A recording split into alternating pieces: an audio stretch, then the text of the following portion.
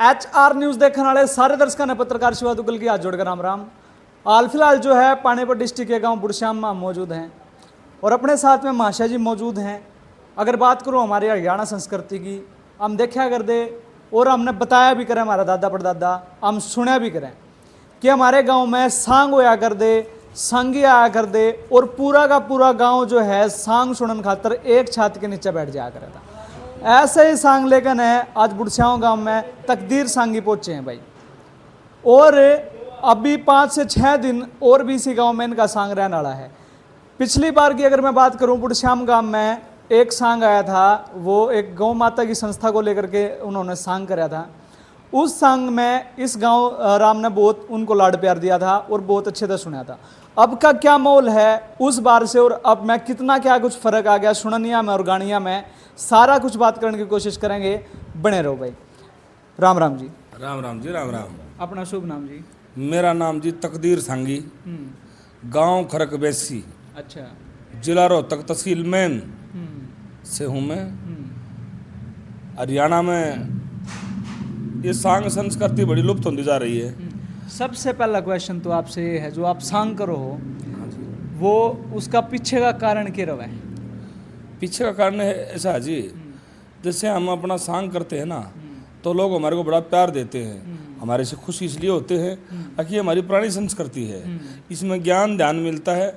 कई कई राजे महाराजाओं की कहानी इस प्रकार की होती है, किसी भाई का ध्यान भटक रहा हो या किसी बहन का ध्यान भटक रहा हो या किसी माता का ध्यान भटक रहा हो, तो किस्सा कहानी सुनने से उसका मन संतुष्ट हो जाता है। अगर नहीं ऐसे ऐसे दुख सुख ये बड़े बड़े राजों महाराजों के साथ में लगे हुए हैं और उसने सुनकर उनको संतुष्टि मिल जाती है, सीख मिल जाए जी।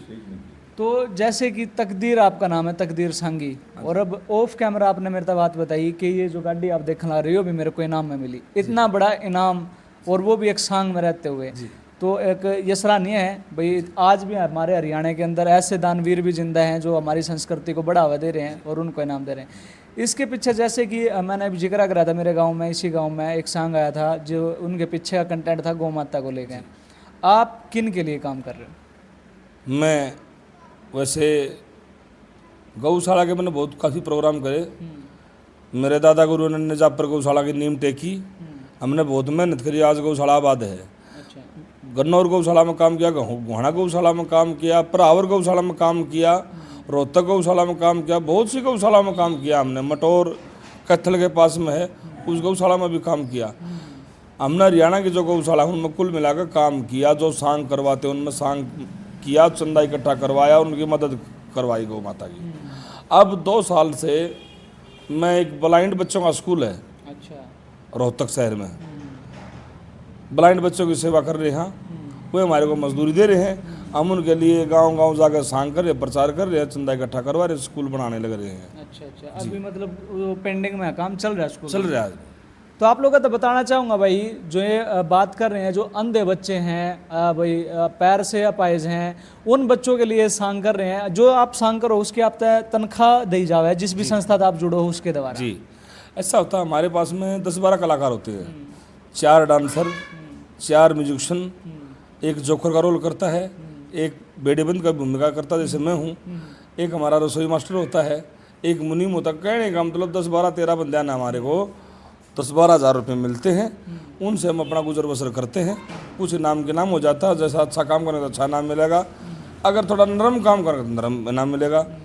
फिर रही चंदे के बाद, चंदा देने वाले एक से एक दानीवीर है। एक रोहतक में मैंने सांग किया था, वहाँ पे गुलिया साहब थे, गुलिया गोद के जाट भाई थे। पप्पन हमारे MC साहब हैं वहाँ, गुलिया साहब, माता दरवाज़ा ताऊ भरथू वाली चौपाट में सांग किया था। वहाँ एक दानी ने मेरे से सांग में पूछा, हाँ भाई मासा जी क्या चंदा दे दूँ? मगा जी आपकी मर्जी है, जो आपके दिल माना हो चंदा दो। बोला नहीं, आज तो आपकी मन से चंदा देंगे, जो आप बोलोगे वो चंदा देंगे। अच्छा। मगा जी एक कमरा बनवा दो। तो उन्होंने 1,51,000 रुपये देकर कमरा बनवा था अंधे बच्चा स्कूल में, 11,000 रुपये मेरे को इनाम दिया था। अच्छा। फिर मैं ससाना गांव में सांग कर रहा था, वहाँ पे श्री पंडित मांगेराम जी यहाँ गांव है और श्री बाजे भगत जी यहाँ गांव हो, कवियाँ का गांव है, जिनसे सांग चले हैं। नाम हुआ सांग का। दादा लक्ष्मीचंद राय जी धनपशंग पंडित मांगे राम श्री बाजे भगत, मैंने उनके गांव में सांग किया। एक रमेश नाम का दैया है, चौधरी साहब है, उन्होंने ये सेंट्रो गाड़ी नाम में दी थी मेरे को। अच्छा। कहा था मासे जी आप सेंट्रो गाड़ी लो, हम इस बात से बहुत प्रसन्न हैं कि हमारी बाजे भगत की प्रणाली भी अब तक आप चला रहे हैं सांग द्वारा। चलो, तो मास्टर जी देखो कुछ तो ये लुप्त होते जान लग रहे हैं, संस्कृति बिल्कुल खत्म होते जान लग रही, और जो गिने चुने रह रहे हैं, हालांकि आपके सांग में हमने यह चीज़ नहीं देखी, हम बहुत आपने इस चीज़ के लिए सराहना करें, लेकिन ये जो 2-4 सांगी रह रहे हैं ना, उनने भी इसका मतलब मजाक बना दिया। वे स्टेजा पे जो है छोरियां ने नचान लगे, यो कितना सही है? बहुत गलत है, बहुत गलत है। सांग में तो सांग का ही बच्चा काम करेगा। जो रागनी गा के डांक मार के जो हमारे लड़के डांस करेंगे वो लड़की डांस नहीं कर सकती। जो हमारे लड़के गा सकते हैं वो लड़की नहीं गा सकती। लड़की तो हमारी मजाक और करेगी, सर ये क्या है, ऐसा करते हैं। लेकिन सांग में तो जो रागनी इतिहास नाटक ड्रामा जो कराया जाता है वो लड़के ही अच्छे लगते हैं। और लड़के ही, मेरे नाना जी स्वरूपलाल सांगी थे, बहुत सुपर कलाकार थे हमारी बिरादरी में भी, और कवियों में भी, सांगियों में भी बड़े सुपर सांगी थे मेरे नाना जी स्वरूपलाल जी। उनके बेटे उमेद सिंह टिटोली वाले, जिनका नाम हुआ है हरियाणा में कलाकारी में, तो उनके पास में जो मेरा नाना रोल करता था ना, पंडित मांगे राम के पास में, तो ऐसा रोल करता था, ये बताओ है औरत भी और लड़की भी आत्मसुलती हो जाती थी कि ऐसी तो लेडीज को देखिए नहीं जैसी स्वरूपलाल बनता है। अच्छा। ऐसे ऐसे रोल करते थे। एक हमारे मांगे राम जी का नाम से एक मिरासी थे, उन्होंने बहुत अच्छा रोल किया। मेरे दादा स्वामी खीमचंद के पास में जमाल का रोल किया। राय जी धनपसंग के पास में एक काचे श्याम नाम का लड़का था, जिस गांव में सांग से रह जाता था, और राय जी ये कहता था सांग में मजा लेके, ओ बेटे काचे श्याम, तो गांव में ये आवाज हो जाती थी, चाहे बड़ा दिन उठाओ जो वो कहते उठिए श्याम, खाना अच्छा खाते घर में, ओ बेटे श्याम, इतना अच्छा नाम होता था उनका। तो इसलिए लड़के ही अच्छे रहते हैं और लड़के ही रखने चाहिए, लेडीज़ों का कोई काम नहीं होता, क्योंकि सांग का काम ऐसा होता है, पता नहीं हमने कहाँ किस जगह पर जाना पड़ जाए, कैसे इंसानों के साथ में जाना पड़ जाए, वहाँ पर लड़के तो लड़के होते हैं, लड़की से शोभावान बात नहीं होती। दूसरी बात देखो, एक कलाकार जो है वो समाज का ही ना हुआ है।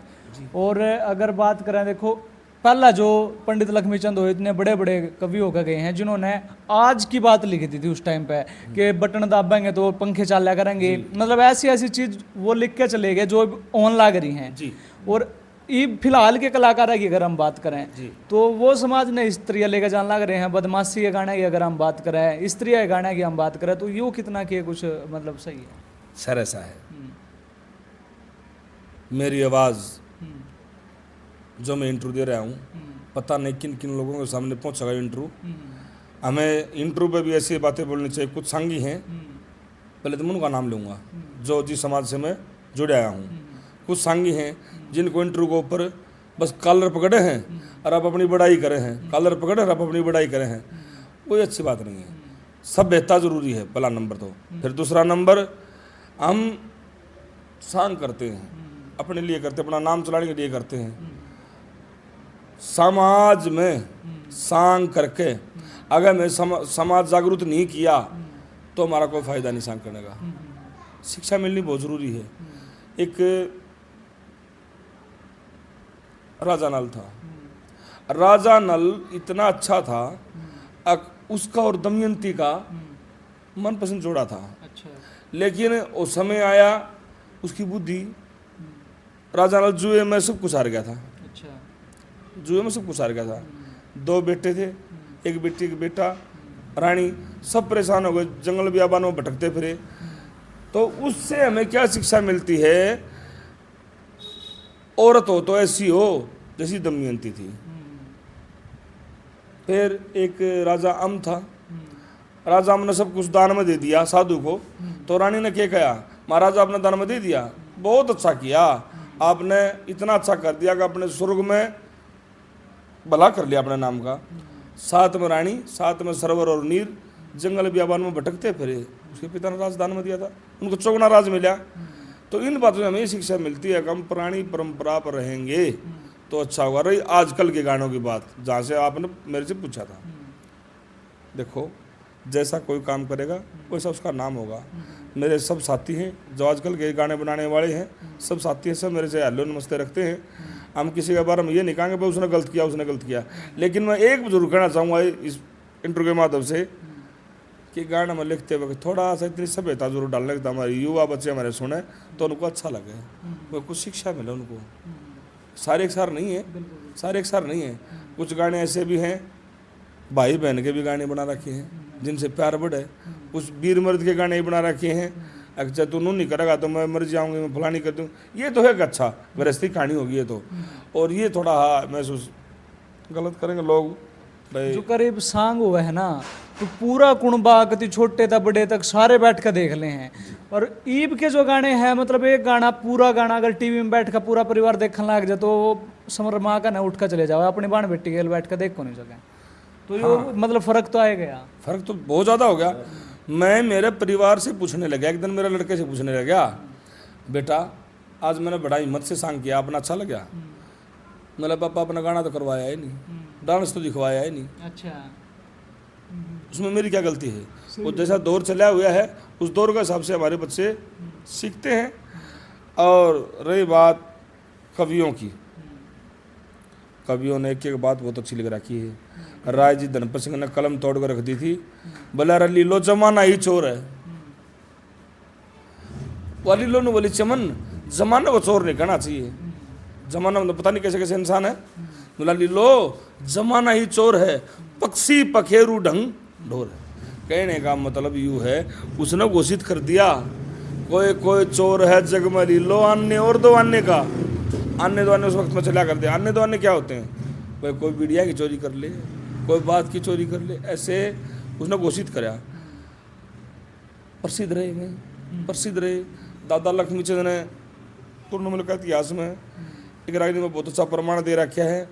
उन प्रमाणा की रागनी जब सुनाने लगा हाँ, तो हमारे जो युवा बच्चे हैं उनको समझ में नहीं आती है। जो बड़े आदमी हैं वो समझते हैं, वो खुश होते हैं, वो पैसे देते हैं हमारे को 500 रुपये, 1000 रुपये रागनी में दे देते हैं। जो हमारे युवा बच्चे हैं उनको समझ में नहीं आता।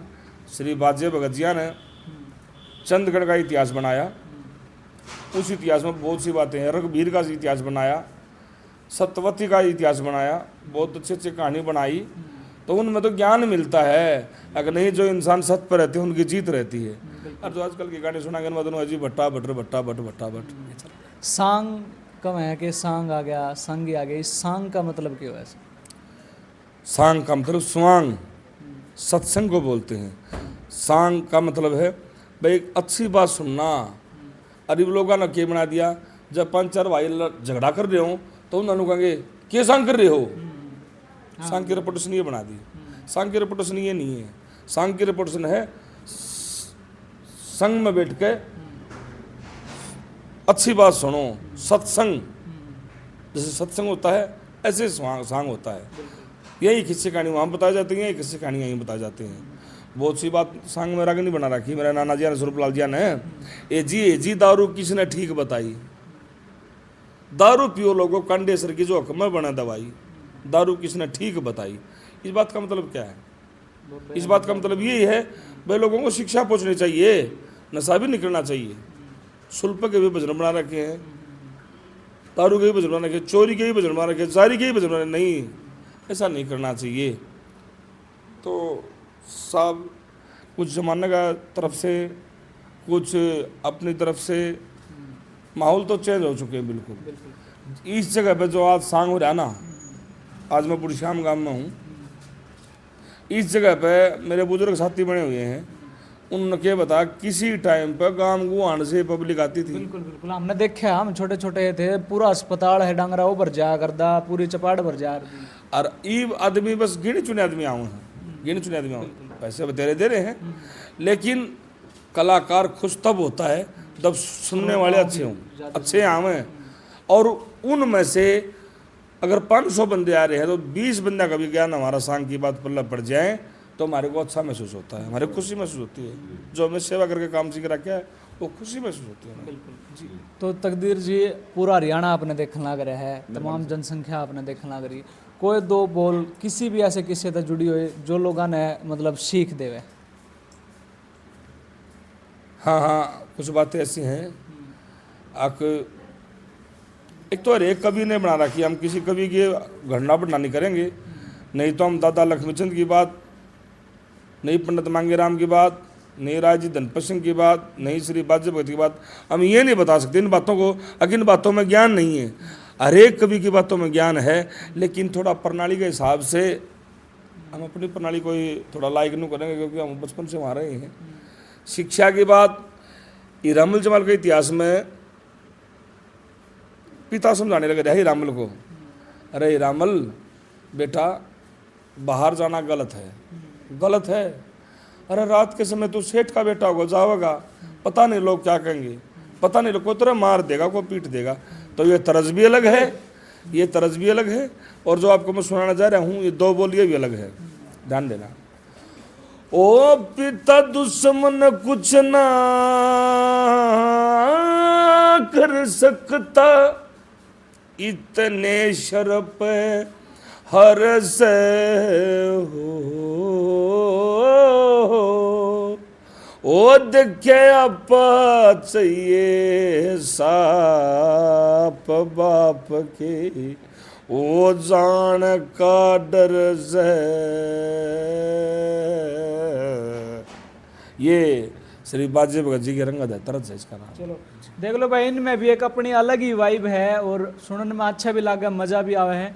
कमेंट करके ना आपने तकदीर सांगी के लिए एक प्यारा सा कमेंट जरूर करना है, और इनको सपोर्ट करने के लिए भी आपने कमेंट जरूर करना, ताकि इनका मनोबल बढ़े, इनका हौसला बढ़े आप लोगों के कमेंट ने देख के, और आगे भी ये संस्कृति जो हमारी है उसने ऐसे ही जिंदा रखें और ऐसा ही काम करते रहें। और जितने कलाकार भाई, जितने सांगी भाई, जितने हमारी लाइन से जुड़े हुए साथी, म्यूजिशियन, कलाकार, डांसर, जितने भी बेड़ेबंद मासे जी हैं भाई, मेरे इंटरव्यू में मैंने यह इसलिए बोला है कि भाई सबको थोड़ा बदलाव आवे, और सब अपने अच्छे अच्छे विचारा में इस लाइन को रखें, और कोई गलती सलती हो जाए तो माफ़ करना। सभी को राम राम जी, राम राम। चलो फिलहाल जो भाई वीडियो ने शेयर कर दियो, और कमेंट बॉक्स में अपनी राय जरूर दियो भाई, आपने तकदीर सांगी के विचार कैसे लगे। फिलहाल के लिए इतना ही, मिलते हैं किसी नई अपडेट के साथ, तब तक के लिए जय हिंद, जय भारत, राम राम सर।